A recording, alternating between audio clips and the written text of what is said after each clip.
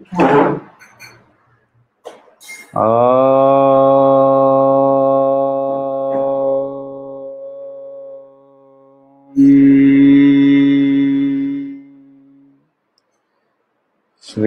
गुरु गणेशाभ्याम नमः।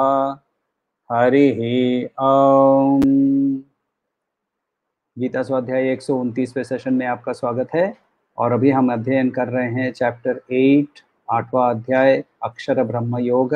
और उसमें हमने 7वां श्लोक का अध्ययन कर लिया है। उसको एक बार हम दोहरा लेते हैं। तस्मात् सर्वेषु कालेषु मामनुस्मरयुध्य च मय्यर्पितमनो बुद्धिः मामेवेश्य असंशयम्। तो यहाँ श्री कृष्ण ने सर्वकालेषु, तो सर्वकालेषु का मतलब जब उन्होंने कहा कि ऐसा क्षण नहीं होना चाहिए जबकि मैं तुम्हारे मन में नहीं हूँ, मैं तुम्हारे फोरफ्रंट ऑफ द माइंड में नहीं हूँ। तो ये हमारा माइंड कैसे काम करता है इसके बारे में देखिए कि मान के चलिए कि हम गाड़ी चला रहे हैं और हम लोग गाड़ी चलाते चलाते कहीं जा रहे हैं और अचानक से सामने से पुलिस खड़ा हो जाता है और बोलता है गाड़ी साइड में लो। तब मनस क्या कर रहा है? आप किचन में हैं, दूध उबल रहा है, उसी समय आपका छोटा बच्चा जो 2 महीने का है वो रोने लगता है और दरवाजे पे भी कोई किसी ने आके बेल बजाया। आपका मनस क्या करता है उस समय? जब अर्जुन तीर चलाने के लिए खड़ा होता है और सामने कर्ण है तो उसके मनस में क्या होता है? जब हमारे अंदर में राग, द्वेष, भय, ये ऐसी काम, क्रोध, ऐसी जब चीजों से हमारा माइंड जब ऑक्यूपाई हो जाता है ना, तो श्री कृष्ण के लिए हमारे मन में जगह नहीं रहती है। मेरा इसे श्री कृष्ण, मैं ईश्वर की बात कर रहा हूँ, स्पेसिफिक किसी फिजिकल फॉर्म की बात नहीं कर रहा हूँ। तो ये जो एक्चुअली किसी ने बहुत सुंदर से कहा था, ईजीओ, ईगो का मतलब क्या? तो बोला कि ईगो का मतलब होता है एजिंग गॉड आउट। धक्का मार मार के गॉड को जब निकाल देते हो तो ईगो आ जाता है। तो ईगो का मतलब ही है कि जब ईगो होता है तो वहां ईश्वर नहीं रह सकता है। सो कृष्ण ये नहीं कह रहे हैं कि मुझे पूजा करते समय याद रखो ओम अच्युताय नमः, ओम अनंताय नमः, ओम गोविंदाय नमः, ओम केशवाय नमः। ये करते समय मुझे याद करने की जरूरत नहीं है, वो तो तुम अपने आप ही कर रहे हो।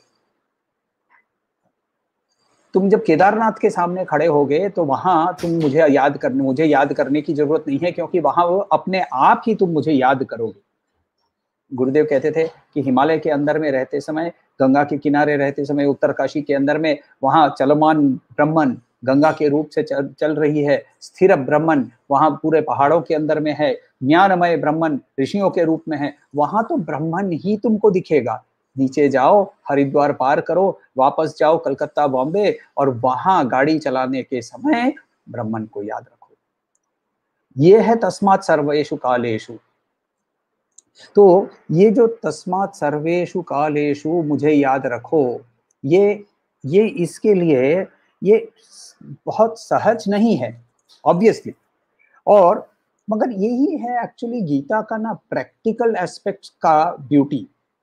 क्योंकि गीता के प्रैक्टिकल एस्पेक्ट्स का ब्यूटी का मतलब क्या है कि गीता सिर्फ हमारे लिए इट इज नॉट ए प्रवचन, इट इज नॉट अ ज्ञान कि कोई हम लेक्चर पे बैठे, हमने सुना, चाहे 45 मिनट्स के लिए हमारे मन शांत हो गया, 45 मिनट्स के लिए, 45 मिनट के लिए हम दूसरी दुनिया में चले गए थे, और फिर जैसे ही वहां से हम निकल के वापस आए तो वैसे के वैसे ही, जो एक्चुअली 45 मिनट के पहले बीवी के साथ झगड़ा करते करते भीतर घुसे थे, जूते खोले, भीतर बैठे, 45 मिनट के लिए एक झगड़ा स्थगित किया, जैसे बाहर आए एग्जैक्टली जहां झगड़ा रुका हुआ था वहां से झगड़ा वापस शुरू कर दिया।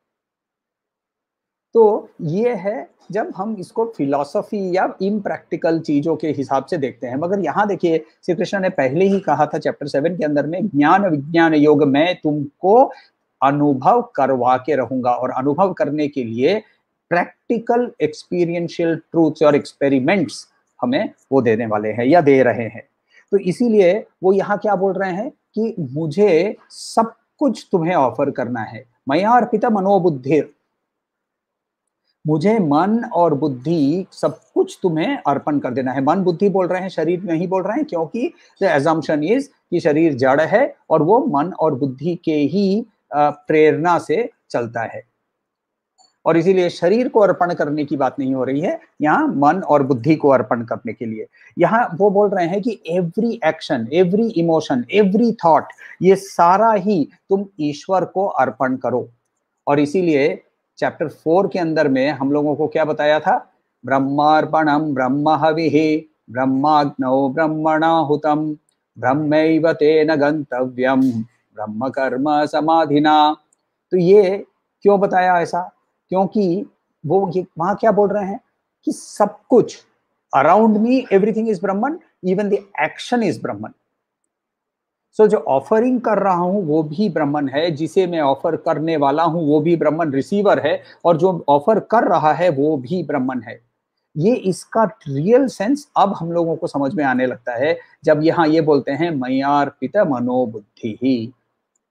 मन से, बुद्धि से किया हुआ हर एक्शन जब मुझे अर्पण करके करोगे तो ही ये एक अभ्यास में बदल जाएगा।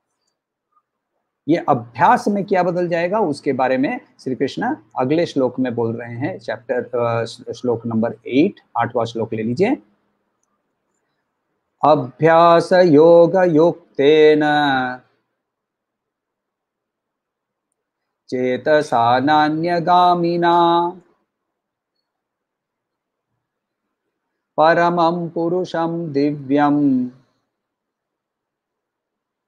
याति पार्थानुचिन्तयन्। अभ्यास योग युक्तेन चेतसा नान्यगामिना परमं पुरुषं दिव्यं याति पार्थानुचिन्तयन्। अभ्यास योग, अभ्यास का मतलब होता है to do regularly with consciousness. सचेत होकर कभी जो चीज हम बार बार करते हैं, रेगुलरली करते हैं, उसी को हम अभ्यास कहते हैं। जो चीज मैं बिना चेतना करता हूँ, रेगुलर करता हूँ मगर बिना चेतना के साथ करता हूँ, उसको हम हैबिट कह सकते हैं, उसको हम अभ्यास, प्रैक्टिस नहीं कह सकते हैं। दांत मांजने का जो हम काम करते हैं रोज सवेरे, नींद, आधी नींद में आंख खुली नहीं है जाते, अब ये हमारे लिए एक हैबिट हो चुकी है। उठो, क्योंकि बचपन से ही किया था ना, मम्मी ने जैसे ही उठते तो सीधा उठा के बाथरूम में पटक देती थी, आंख बंद होती थी और फिर भी वो ब्रश भीतर घुस के कर रहा था। तो ये जो है ये तब से चली आई प्रैक्टिस, ये रोज कर रहा हूँ, रोज कर रहा हूँ, रोज कर रहा हूँ, मगर ये अभ्यास नहीं है, क्योंकि इसके अंदर में मेरी मन और बुद्धि एप्लीकेशन जीरो है। अभ्यास is a combination, mind, body, intellect, तीनों को जब एकत्र करके, एकाग्र करके उसको जब हम यूज करने लगते हैं, तब वो जाकर अभ्यास बनता है। अभ्यास के लिए डिसिप्लिन, डिवोशन, कमिटमेंट, इन्वॉल्वमेंट, बहुत बड़े बड़े वर्ड्स हैं, मगर ये कि इसके बिना अभ्यास संभव नहीं है। डिसिप्लिन चाहिए, कमिटमेंट चाहिए, डेडिकेशन चाहिए, डिवोशन चाहिए, इन्वॉल्वमेंट चाहिए, अटैचमेंट नहीं चाहिए। तो ये सारा सब कुछ करने के लिए भी अभ्यास चाहिए। मान लीजिए कि सीए की एग्जाम पास करनी है, बिना अभ्यास संभव है क्या? अभ्यास की अत्यंत जरूरत है। ये हम लोगों को श्री कृष्ण बहुत क्लियरली हम लोगों को समझा रहे हैं। ये जो वन पॉइंटेडनेस है, इसके बारे में एक छोटा सा एक निजी एग्जाम्पल है। वाराणसी में रविशंकर जी जो सितार के एक्सपर्ट थे, तो एक बार रात को 11-12 बजे वो आपने वाराणसी के घाट यदि देखे हैं तो उसके साइड में बड़े बड़े घाट के बड़े स्टेप्स जैसे होते हैं, उनका एक कोई स्पेसिफिक नाम है, मैं भूल जा रहा हूँ वो भी। उस पर वहां बैठकर वो रात भर उन्होंने सितार बजाया। सुबह जब हुई, लोग आने लगे गंगा जी पे नहाने के लिए, पानी भरने के लिए, तो वो डिस्टर्ब हो गए या उन प्रैक्टिस छोड़ दी। सितार वहां रखा, गंगा जी को टच किया, सितार को प्रणाम किया और उठ के वापस चले गए।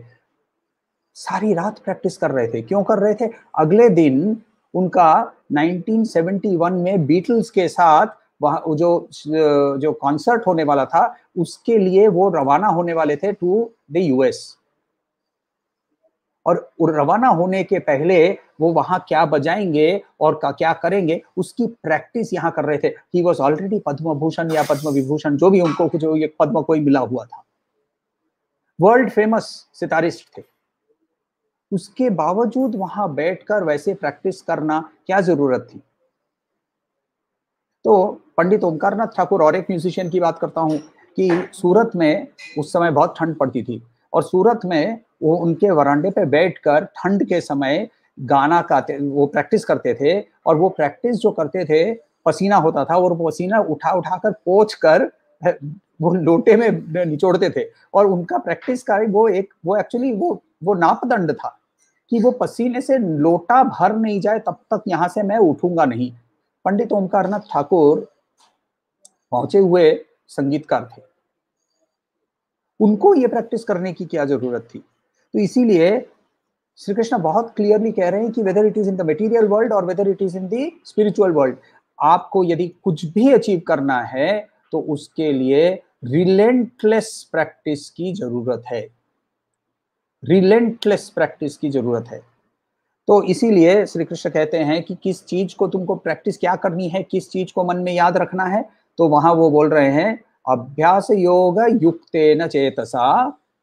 तो यानी यहाँ अभ्यास योग यानी practice of yoga to keep the mind joint, युक्तेन कॉन्स्टेंटली एंगेज्ड, चेतसा मनस और बुद्धि का कॉम्बिनेशन चेतना, न अन्यगामिना, कहीं डिविएशन के बिना, वन पॉइंटेडनेस, किस चीज के ऊपर? परमम पुरुषम, परमम पुरुषम। थोड़ा सा डिटेल में हम लोग जाएंगे इसके बारे में। सो डिवाइन बीइंग, दिव्यम डिवाइन, याति पहुंचता है, पार्थ अर्जुन, अनुचिंतयन, अनुचिंतयन का मतलब चिंतयन टू रिमेंबर, अनुचिंतयन कॉन्स्टेंटली रिमेंबर। तो यहाँ श्री कृष्ण यदि ये इस वर्ष को हम लोग देखें तो वो वहां बोल रहे हैं कि हे पार्थ, कंटिन्यूअस प्रैक्टिस जब तुम करोगे कि अपने मन में मुझे याद रखने का, तो विदाउट एनी डिविएशन, तो तुम मुझ तक जरूर पहुंचोगे। परमम पुरुषम दिव्यम याति। तो यहाँ देखिए ये ना हमारी प्रैक्टिस के ऊपर बहुत इजीली डिपेंडेंट है। अभी बीच में एक लॉयर जो इंटेलेक्चुअल प्रॉपर्टी का प्रैक्टिस करते हैं, ब्रांडिंग, कॉपीराइट इत्यादि इत्यादि इसका प्रैक्टिस करते हैं, इनके साथ में गाड़ी से कहीं जा रहा था और कंटिन्यूअसली हर एक बार जहां पोस्टर उनको दिखा जो ऑन द हाईवे, तो वो पोस्टर देखकर बोलते हैं देखो ये यहाँ ना ब्रांड वायोलेशन है, यहाँ कॉपीराइट वायोलेशन है। ये कंटिन्यूअस उनका चला। हम लोगों को पॉइंट ए से पॉइंट बी जाने में 45 मिनट लगी, ये 45 मिनट्स उन्होंने मुझे लेक्चर दिया कि ये कहाँ कहाँ वायोलेशन हो रहा है। क्यों ऐसा होता है? क्योंकि इसको मैं कहता हूं अनुचिंतयन। तो ऐसा नहीं है कि संभव नहीं है, ये उनके देखिए चिंतन कंटिन्यूअस है, अनुचिंतयन है, ये कांस्टेंट रिमेम्बरेंस है। ये अनुचिंतयन यदि हम ब्रांड वायोलेशन से घुमाकर यदि ईश्वर को भी ऐसे ही अनुचिंतन कर सकते हैं, तो फिर हम डेफिनेटली पहुंचेंगे, ये श्री कृष्ण कह रहे हैं। मगर हमारा होता क्या है जानते हैं? ओम नमो नारायणाय, ओम नमो नारायण। नारायण नारायण शर्मा के पास से पैसा लाना था, आज शायद उनके पास, ये देखिए ये चल रहा है मगर, हाँ, तो नारायण शर्मा के पास से पैसा लाकर, अच्छा यदि वो पैसा आज वो दे देता है ना, तो फिर मैं क्या करूंगा? मेरे गाड़ी की जो मुझे वो जो साउंड बॉक्स जो उसका जो म्यूजिक सिस्टम है चेंज करना था ना, वो मैं चेंज कर लूंगा। अच्छा वो गाड़ी का साउंड बॉक्स, ओम नमो नारायण है, गाड़ी का साउंड बॉक्स जो चेंज करना था, किसको पूछूं इसके बारे में? अच्छा मैं अपना, वो मेरा फ्रेंड है प्रसाद, अरे यार प्रसाद तो पूना चला गया। Do you see what is happening here? ओम नमो नारायण हाथ चल रहा है, माइंड कहाँ है? ये अनुचिंतन नहीं है, तो अनुचिंतन के लिए मनोबुद्धि मयार्पित श्री कृष्ण कहते हैं। और इसीलिए वो कंसंट्रेशन करने के लिए अचानक से आज बैठकर मैं हाथ में माला लेकर टाई टाई टाई टाई करने से ये नहीं होगा। चैप्टर 2 के कर्म योग से शुरू करना पड़ेगा। तो वहां से जब हम शुरू करते हैं, इसीलिए अभ्यास योग बोल रहे हैं। सजातीय वृत्ति, same type of thought continuously flowing, इसको सजातीय वृत्ति प्रवाह, इसको कहते हैं अभ्यास। कि अब क्या होता है कि अनकॉन्शियसली भी मेरा थॉट जो है वो वहां चला जाता है। जप के अंदर में हाईएस्ट फॉर्म ऑफ जप कहा जाता है अजप जप। जप के लिए माला उठाना, बैठना ये भी जरूरत नहीं है, क्योंकि इतने सालों तक इतने प्रैक्टिस करते करते वो जप कंटिन्यूअसली अंदर चल रहा है, कंटिन्यूअसली अंदर चल रहा है। जैसे ही थॉट्स के अंदर में रुकावट आती है, वो जप का थॉट अपने आप सामने प्रकट हो जाता है। ऐसा जब होता है तब हम जाते हैं, याति निकलते हैं, जाते हैं। प्रयाण हम लोगों ने वर्ड देखा था, यान का मतलब जाना, याति यानी जो जाता है। कहाँ जाते हैं? दिव्यम परमम पुरुषम। दिव्यम, दिव्य वर्ड हम लोगों ने पहले देखा हुआ है, जो शाइन करता है, जो उज्जवल है, जिसके कारण उजाला मिलता है हम लोगों को। ये जो देखिए, हम इस पूरी दुनिया के साथ एंगेज कैसे कर सकते हैं? इस दुनिया के साथ एंगेज इसीलिए कर सकते हैं क्योंकि हमारे अंदर में चेतना है। जिस मोमेंट हमारे अंदर से ये लाइफ फोर्स निकल जाता है, तो ये इसका नाम समीर से शव बन जाता है। नेक्स्ट सेकंड खाट पे लेटा होता है, निकल गया, बोलते हैं शव को नीचे लेके आ जाओ। तो ये जो आइडेंटिफिकेशन है इसके लाइफ फोर्स के कारण है। ये पूरी दुनिया में आइडेंटिफाई कर सकता हूं क्योंकि ये मेरे लिए उज्ज्वलित होती है through the person who is making it shine, जिसको हम ब्रह्मन कहते हैं। और इसीलिए मंत्र में हम लोग क्या कहते हैं? तमसो मा ज्योतिर्गमय, अंधकार से मुझे उजाले की ओर ले जाओ। मेरे अंदर में जो ब्रह्मन है, इसको मुझे पहचानने की शक्ति दो। और जब हम इसके साथ जब आइडेंटिफाई कर सकते हैं, तब इसी चीज को हम सबके अंदर में कहते हैं। तो हम इसको इसीलिए ऋग्वेद के पुरुष सूक्त के अंदर में कहते हैं सहस्र शीर्ष पुरुषः सहस्राक्ष सहस्रपात। सहस्र शीर्ष यदि है, हजार, यदि फिजिकली एक्चुअली ये लिटरल मीनिंग लेना था तो हजार शीर्ष है, हजार माथा है। तो सहस्र शीर्ष पुरुष सहस्राक्ष, तो हजार हाथ कैसे? तो फिर 2000 आंख होनी चाहिए, 2000 हाथ होने चाहिए, 2000 पैर होने चाहिए। मगर यहाँ सहस्र सहस्र सहस्र यानी मल्टीपल। पुरुष इज व्हाट इज व्याप्त इन दिस एंटायर वर्ल्ड। तो फिर श्री कृष्ण बोलते हैं, अर्जुन पूछता होगा कि अच्छा ये तो सब समझ गया, मन में क्या रखूं? मन में क्या रखूं? तो मन में क्या रखूं, इसके लिए जवाब देते हुए एक एक शब्द लेते हैं। एक्सटूजेनली पॉस, वापस बोलता हूं, एक्सटूजेनली पॉस। इसके बारे में मैं आपको बोलता हूं कि इसके बारे में आप अभी मनन कीजिए। ये वर्ड आपने पहले कभी सुना नहीं है, ऑब्वियसली नहीं सुना है क्योंकि ये वर्ड मैंने अभी बनाया। तो एक्सटूजेनली पॉस वर्ड को के बारे में जब मनन करने को कहूंगा तो मनन संभव नहीं होगा। ये मनन, इसके बारे में कोई इमेजिनेशन मेरे दिमाग में नहीं होगी। हाँ, ये सवाल आ सकते हैं, ये खाने की चीज है कि नहीं, या ये बैठने की चीज है क्या? तो जो भी हमारा फोकस होगा उसके बेसिस पे मेरे पास सवाल आ जाएंगे आपके तरफ से कि ये है क्या। तो इसीलिए ब्राह्मण जो वर्ड है ये सिर्फ एक शब्द है। ये बिकॉज हम लोगों ने बचपन से हमारे कल्चर के कारण हमने ये वर्ड सुना हुआ है, परब्रह्मन वर्ड सुना हुआ है, ब्रह्मन वर्ड सुना हुआ है, ब्रह्मा वर्ड सुना हुआ है। ऐसे वर्ड सुनने के कारण हम लोगों को ये अजीब नहीं लग रहा है। मगर यदि मैं आपको कहूं कि ये ब्रह्मन के बारे में कल्पना कीजिए, तो क्या कल्पना करेंगे? क्योंकि इसके कोई आकार नहीं है, इसके कोई गुण नहीं है।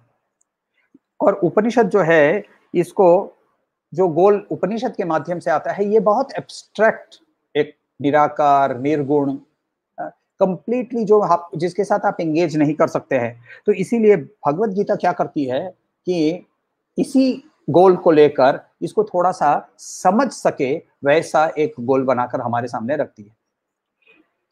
तो इसीलिए ना, ये जो इनफाइनाइट जो है, इसके बारे में आपको मनन करना है, मगर हम तो इनफाइनाइट को मनन कर नहीं सकते हैं। तो ब्रह्मन क्या करता है? ब्रह्मन अपने ही माया का आवरण पहनकर, एक अपनी ही माया यानी उनकी ही शक्ति, इसका वो आवरण पहनकर गुणमय होकर हमारे सामने जब प्रकट होता है, तब हम उसके साथ एंगेज कर सकते हैं। इस चीज को, इस जो हम गुणमय ब्रह्मन है, इस चीज को हम ईश्वर कहते हैं। देखिए, हमारे लिए ना पॉइंट ऑफ रेफरेंस नहीं होगा ना, तो किसी चीज को हम ऑब्वियसली समझ नहीं पाएंगे। अचानक से आपके सामने कोई आता है, पूछता है, अच्छा मिस्टर शर्मा को जानते हो? आपका पहला सवाल क्या होगा? कौन से मिस्टर शर्मा? अरे वही जो मिस्टर शर्मा जिनके ससुर जी रामपुर के गांव में रहते थे। रामपुर के गांव वाले, अरे रामपुर के गांव वाले जो राम कभी कभी आते थे ना मेले में, एक आंख उनकी नहीं है।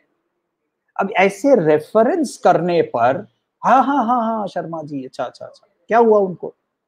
कुछ नहीं, बस ऐसे ही। तो ये शर्मा जी जो है, इसीलिए श्री कृष्ण क्या कर रहे हैं इस श्लोक के अंदर में, अभी जो हम 9वां श्लोक देखेंगे, वहां वो इस निर्गुण ब्रह्म को गुणमय बनाकर हमारे सामने प्रकट कर रहे हैं। तो ये जो निर्गुण ब्रह्म हमारे सामने प्रकट हो रहा है, इसके बारे में ये श्लोक हम लोग अब देखेंगे। मगर एक पहले और एक चीज, ये जो श्लोक है ये, अच्छा पहले श्लोक को देख लेते हैं। श्लोक, कविं पुराणमनुशासितारम् अनोरणीयाम् अनुस्मरेत्यत् सर्वस्य धातारमचिन्त्य रूपम् आदित्यवर्णं तमसः परस्तात्। एक साथ, कविं पुराणमनुशासितारम् अनीयंसम् अनुस्मरेत्यतः सर्वस्य धातारमचिन्त्य रूप आदित्यवर्णं तमसः परस्तात्। सॉरी, गलती हुई, धातारम अचिंत्य रूपम आदित्यवर्णम तमसः परस्तात्। पहले एक चीज हम लोगों को देखना है कि अभी तक हम लोगों ने जो छंद यूज किया था, ये छंद जो था वो अनुष्टुप छंद था। अनुष्टुप छंद से अभी अचानक श्री कृष्ण या व्यास मुनि, जो भी whoever has written, इसके बारे में बहुत लोगों ने बहुत डिबेट कर दिया। तो अचानक से जो छंद है वो बदल के त्रिष्टुप छंद बन गया। ये छंद की गति चेंज करने का कारण इज टू ड्रॉ अटेंशन कि मैं अभी कुछ बहुत इंपॉर्टेंट बोलने वाला हूं। मैं बहुत कुछ कुछ बोलने वाला हूं जो कि तुम्हें बहुत अच्छी तरह से याद रखना है, बहुत अच्छी तरह से ध्यान देना है। एक एक करके हम लोग शब्द लेते हैं। कविं, कविं का मतलब क्या होता है? ऑब्वियसली हम लोगों ने वर्ड देखा है कवि, मगर इस कॉन्टेक्स्ट में यहां जो वर्ड है सर्वज्ञ, ओमनिशिएंट। ओमनिशिएंट इज द वर्ड। यहां कविं वर्ड का मतलब होता है यहां ओमनिशिएंट, सर्वज्ञ। कैसे आता है, कैसे होता है, वो सब एक एक करके वर्ड हम लोग देखेंगे। नेक्स्ट वर्ड लेते हैं पुराणम। पुराणम का मतलब होता है एंशिएंट, राइट, बहुत पुराना। अनुशासितारम, अनुशासितारम का मतलब होता है जो अनुशासन करता है, जो कंट्रोल करता है। अनु अनु अनीयसम, तो अणु अनियंसम का मतलब होता है जो अणु से भी छोटा है, स्मॉलर देन दी एटम। अणु का मतलब होता है एटम। धातारम, सपोर्ट, जो सपोर्ट करता है। अचिंत्य रूपम, जिसका रूप हम इमेजिन नहीं कर सकते हैं। मगर आदित्य वर्णम, जिसके अंदर से जो आभा है वो सूर्य से और या सूर्य की जैसे उज्जवल है। तमस परस्तात्, जो डार्कनेस का, अंधेरे से पार किया हुआ है। हर एक वर्ड का यहाँ एक डीपर मीनिंग है और ये एक्चुअली ध्यान श्लोक है ब्राह्मण का। ब्राह्मण के लिए जैसे हम लोग ना किसी भी देवता या किसी देवी की जब पूजा करते हैं तब उसका डिस्क्रिप्शन एक ध्यान श्लोक में हम लोग लेकर आते हैं। जैसे विष्णु सहस्त्र नाम का जप करने के पहले शांताकारं भुजगशयनं पद्मनाभं सुरेशम ये करते हैं, या फिर देवी के लिए सिंदूरारुण विग्रहम माणिक्य मौलि स्फुरतारा नायक शेखराम। तो ऐसे जो श्लोक है इनमें ये डिस्क्रिप्टिव श्लोक है। ये डिस्क्रिप्शन क्यों हो रहा है? क्योंकि हमारा जो माइंड है, मनस जो है, वो एक पॉइंट पे आके कॉन्सेंट्रेट करके उस फॉर्म को पकड़ के हुए हम धारणा कर सकते हैं। याद रखिए जप जो है, उपासना जो है, वो धारणा है। तो अब यदि मुझे फॉर्म को छोड़कर मैं फॉर्मलेस का यदि मुझे धारणा करनी है तो फिर उसके लिए भी एक डिस्क्रिप्शन चाहिए और वो डिस्क्रिप्शन उन्होंने यहाँ कहा, कविम पुराणम अनुशासितारम अनोरणीयंसम अनुस्मरेत यत् सर्वस्य धातारम अचिन्त्य रूपम आदित्यवर्णम तमसः परस्तात्। ये ब्राह्मण का ध्यान श्लोक है। तो ध्यान श्लोक के लिए यदि ध्यान करना है तो उसके लिए हम लोगों को फॉर्म समझना जरूरी होगा। तो एक एक करके इसका एक्चुअल मीनिंग क्या है देखते हैं। कवि ही का मतलब होता है, भगवान शंकराचार्य बोलते हैं, जिसका क्रांतदर्शिनः, क्रांत, जिसका दर्शन जो है, जिसका विजन जो है, जो दूसरों से ऊपर का विजन है, यानी उसको सब कुछ दिखता है। हम इस लेवल से सब कुछ देख रहे हैं। अब देखिए, अभी आपको यदि यहाँ से बोला जाए कि मैं अभी बॉम्बे में हूँ, अंधेरी में हूँ, यहाँ से बोल रहे हैं कि अभी तुम नरीमन पॉइंट देखो, तो फिजिकली तो एटलीस्ट मैं देख नहीं पाऊंगा।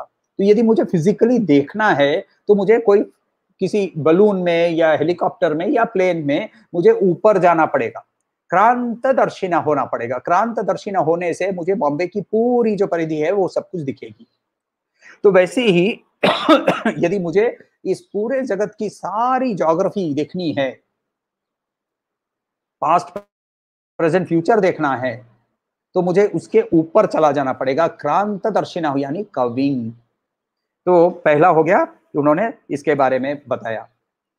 दूसरा पुराणम, पुराणम का मतलब होता है पूरा, पूरा वर्ड होता है जिसका पास्ट, जो अतीत में हुआ। तो पुरा अपि नव इति तिष्ठति, पुरा जो पुराना, मगर अपि नव न्यू इति तिष्ठति, पुराणम यानी वहां बोल रहे हैं ऑल्दो इट इज ओल्ड, मगर अभी भी वो नव है, नया है। It is fresh, as fresh जैसे जब पहले था, क्योंकि इसके अंदर में कोई क्षय नहीं है। ये कभी भी क्षय नहीं होगा, ये कभी क्षय, इसके अंदर में कभी कमी नहीं होगी, ये कभी बूढ़ा नहीं होगा। और इसीलिए भले वो पुराण है मगर पूरा है, मगर नव भी है। तो पूरा नव पुराण, पुरा अपि नव इति तिष्ठति, इसीलिए पुराणम। नेक्स्ट वर्ड देखते हैं, शासित्र का मतलब होता है रूलर, शासन, रूल करना। शास्त्र यानी किताब जिसके अंदर में रूल्स लिखे गए हो। अनुशासितारम, जो शासन करता है, जो शासन करता है, यानी डंडा लेकर खड़ा होता है और गलती करो तो फट से मारता है। नहीं, ऐसा नहीं। क्यों शासन की बात किए जा रहे हैं? क्योंकि उसके उपस्थिति के कारण ही हम कुछ भी कर सकते हैं, उसके बिना हम कुछ नहीं कर सकते हैं, क्योंकि वो हमारा लाइफ फोर्स है। तो ये हमारी चेतना है, हमारी अवेयरनेस है, हमारी कॉन्शियसनेस है, चित है। तो ये जो सच्चिदानंद का चित है ये, और इसके कारण ही हम पूरी दुनिया के साथ एंगेज कर सकते हैं, इसीलिए ये अनुशासितारम। ये पुलिसमैन नहीं है कि आप जब शरीर त्याग कर ऊपर जाएंगे तो आपके वीजा पर स्टैंप हो जाएगा। ऐसे वो जो करते हैं ना, वो एसएल वर्ल्ड, तो वो एसएल वर्ल्ड पे छप्पा मार देते हैं हाथ के ऊपर में, या फिर वो बैंड पहना देते हैं, और वो बैंड पहनाने के बाद आपको बैंड के बेसिस पे आपको एंट्री मिलती है, इस जगह उस जगह, इस जगह उस जगह की एंट्री मिलती है, वो बैंड को स्कैन करके। तो वैसे ही बैंड लगा देता है और फिर बोलता है अच्छा तो ये स्वर्ग पे जा, स्वर्ग के अंदर में ये वाला गेट पे मत जाना, ये गली पे गेट पे मत जाना। उसके पास और कोई काम नहीं है क्या? तो ये ऐसा तू हर स्वर्ग में जाएगा, तू नरक में जाएगा, ये तो हम अपने आप के लिए कर्म से डिसाइड करते हैं, और स्वर्ग नरक के बारे में भी हम लोग देखेंगे आगे चलकर। मगर एसेंशियली अनुशासितारम, रूलर का मतलब यहाँ है कि उसके कारण ही ये जगत को हम एंगेज कर सकते हैं। अणु से छोटा, अणु से भी वो छोटा, इसका मतलब होता है कि वो सर्व, ओमनीसिएंट के बाद होता है ओमनी प्रेजेंट। ओमनी प्रेजेंट, अब देखिए जब हम बर्फ लेते हैं तो वो बर्फ जो है वो पानी का एक आकार है, और वो यहाँ स्पेसिफिकली यहाँ उपस्थित है। ऐसे मेरे हाथ में एक बर्फ का यदि गोला है, तो जब वो बर्फ पिघल जाता है तो वो उसका फॉर्म जो है वो और थोड़ा सा सटल और थोड़ा सा सूक्ष्म हो जाता है, तो वो थोड़ा सा और फैल जाता है। जब वो भाप बन जाता है तो वो और भी सूक्ष्म बन जाता है, और वो कण कण के अंदर में फैल जाता है। जब वो अणु से भी छोटा बन जाता है तो हर चीज के अंदर में वो प्रवेश कर चुका है, तो सर्वव्यापी। आप किसी भी मेथड ऑफ थिंकिंग के अंदर, स्पिरिचुअल वर्ल्ड के अंदर में चले जाइए, तो वहां भगवान के बारे में 3 वर्ड्स हर समय यूज किए जाते हैं। ईश्वर के बारे में 3 वर्ड्स यूज किए जाते हैं, omnipresent, omnipotent and omniscient. Omni, उसी तीनों ओमनी को यहाँ श्री कृष्ण बहुत क्लियरली समझा रहे हैं कि कोई ये फिजिकल बीइंग नहीं है, इसका एसेंस ऐसा है कि ये, पहला उन्होंने वर्ड यूज किया पुराणम, कविम पुराणम, यानी ये सर्वज्ञ है, ओमनीसिएंट। उसके बाद अनुशासितारम, इसके पावर से ही सब कुछ पावरफुल है, और इसीलिए यहां उन्हें ओमनीपोटेंट, सर्वशक्तिमान। और उसके बाद अनोरणीयांसम, अनोरणीयांसम का मतलब सर्व, सबसे सटल, सबसे सूक्ष्म, सूक्ष्म से भी सूक्ष्म, यानी सब कुछ के अंदर में व्याप्त, सर्वव्यापी, ओमनी प्रेजेंट। कठोपनिषद के अंदर में इसके बारे में कहते हैं अनोरणीयान महतो महीयान आत्मस्य।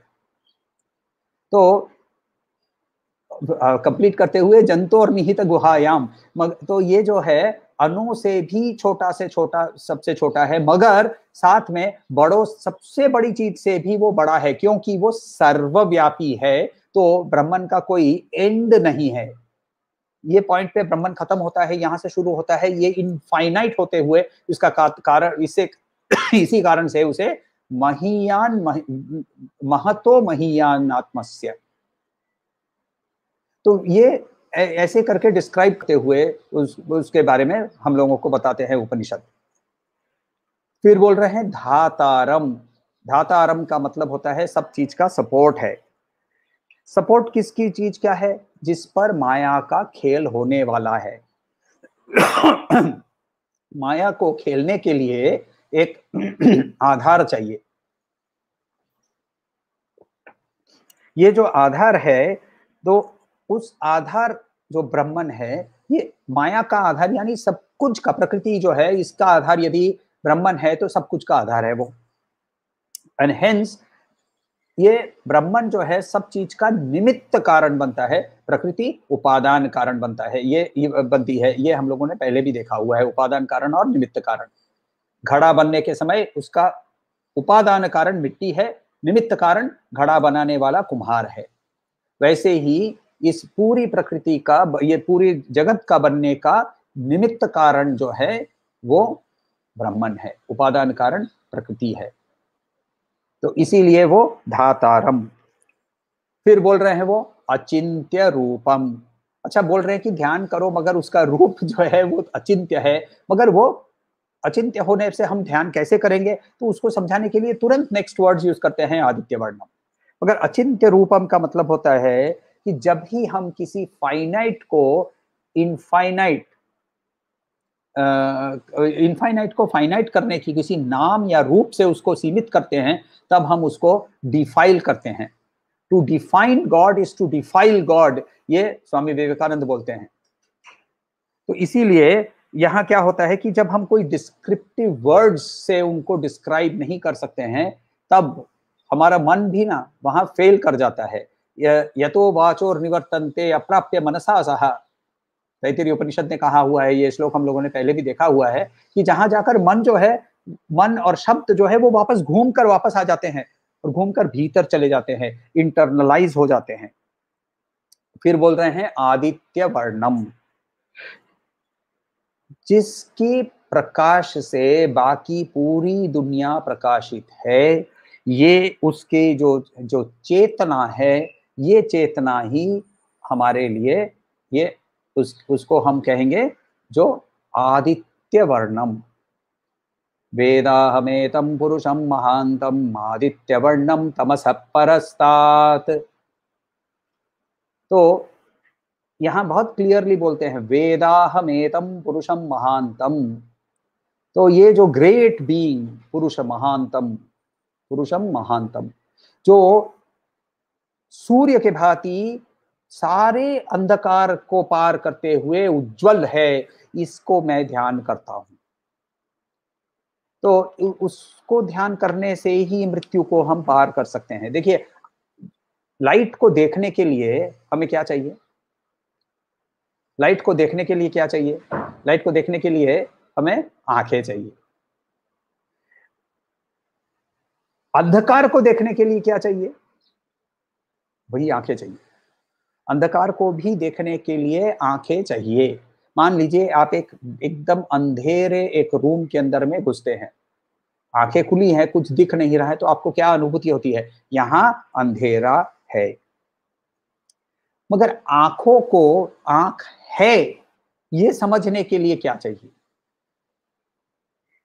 कुछ नहीं चाहिए ना। आंख है, इसके बारे में आपकी अनुभूति कंटिन्यूअस है। वैसे ही जब मैं हूं, इसको अनुभव करने के लिए आपको कोई भी इक्विपमेंट की जरूरत नहीं है। प्रकाश को अनुभव करने के लिए आंखों की इक्विपमेंट की जरूरत है। वैसे मैं हूं, मेरा एग्जिस्टेंस है, इसके अनुभव करने के लिए मुझे किसी भी चीज की, मुझे कोई भी इक्विपमेंट की जरूरत नहीं पड़ती है। ये जो जिस बिना किसी इक्विपमेंट की जिसकी अनुभूति हो सकती है, वो सारे अज्ञान के उस पार है, तमस परस्तात्। तो उसके बारे में भी उपनिषद बहुत सुंदर से बोलता है कि ये जो अज्ञान में जो वास करते हैं वो कौन होते हैं? तो बोलते हैं अविद्याया मंतरे वर्तमाना स्वयं धीरा पंडितम मन्यमानाः। तो बोलते हैं कि अपने ही वो है, वो इग्नोरेंट, मगर अपने कुछ ज्ञान के कारण वो अपने आप को पंडित समझने लगते हैं। दंद्रमयमाना परियांति मूढ़ा अंधनैव नियमाना यथांधाः। जैसे कि कोई अंधा दूसरे अंधे को पकड़ के रास्ता दिखाने की कोशिश करता है, ये है मूढ़ का डेफिनेशन। ये है मूढ़ का डेफिनेशन।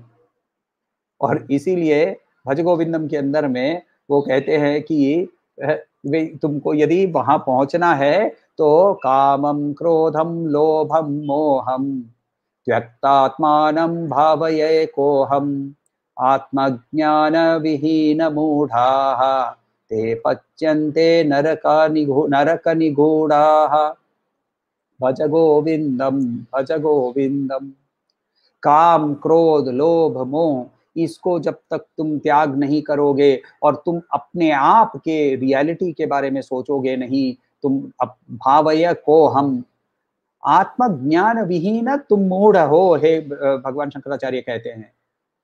और यदि तब ऐसे हो तो तुम एक छुपा हुआ नरक के अंदर में ही वास कर रहे हो, तुम्हें शायद पता नहीं, मगर तुम एक छुपा हुआ नरक के अंदर में वास कर रहे हो। और इसीलिए श्री कृष्ण यहाँ कविम पुराणम से शुरू करके हमें उसका डिस्क्रिप्शन कर रहे हैं। और वो डिस्क्रिप्शन को जब हम यदि ध्यान करके हम उसके बारे में ध्यान के अंदर में, जब हम जो चैप्टर 1 to 6 के अंदर में हम जब प्रैक्टिस कर रहे थे मेडिटेशन, तो वहाँ ऐसे ध्यान करके बैठेंगे, तो इसीलिए तब हम कुछ थोड़ा सा आगे बढ़ सकेंगे। ईश्वर को ऐसे डिस्क्राइब करके भी पकड़ में लाना कठिन है, ये श्री कृष्ण समझते हैं, तो उसके बारे में डिटेल और भी अगली बार समझाएंगे। कोई प्रश्न हो तो पूछिएगा।